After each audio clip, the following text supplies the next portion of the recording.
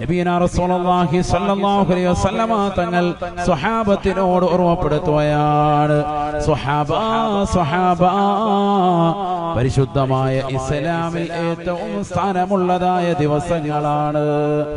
പുണ്യമായ റമദാൻ കഴിഞ്ഞാൽ ആദം സന്തതികൾ അമലു സാലിഹാത്തുകൾ ചെയ്യുന്നതിൽ വെച്ച് അല്ലാഹുവിന് ഏറ്റവും ഇഷ്ടപ്പെട്ടതാകുന്ന ദിനരാത്രങ്ങളാണ് പരിശുദ്ധമായ ദുൽഹിജ്ജയുടെ ആദ്യത്തെ 10 ദിനരാത്രങ്ങളെന്ന് നബിയുനാ റസൂലുള്ളാഹി ഖാലൂ.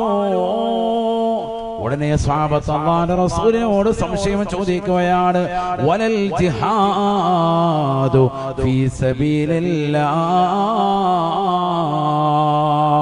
അല്ലാഹുവിന്റെ മാർഗത്തിൽ ധർമ്മസമരത്തിൽ പങ്കെടുക്കുന്നതിനേക്കാൾ ശ്രേഷ്ഠതയുണ്ടോ റസൂലേ? ഈ പുണ്യമാക്കപ്പെട്ടതാകുന്ന മാസത്തിൽ ദുൽഹിജ്ജയുടെ ആദ്യത്തെ 10 ദിനരാത്രങ്ങളിൽ അമൽ ചെയ്താൽ അതിനേക്കാൾ മഹത്വമുണ്ടോ റസൂലേ?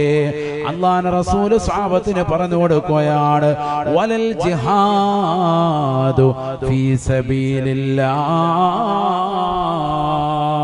അല്ലാഹുവിന്റെ മാർഗത്തിൽ ധർമ്മസമരത്തിൽ യുദ്ധം ചെയ്യുന്നതിനേക്കാൾ പരിശുദ്ധമായ ഇസ്ലാമികമാകുന്ന മാർഗത്തിൽ ധർമ്മസമരത്തിൽ പങ്കെടുക്കുന്നതിനേക്കാൾ മഹത്തമാണ്.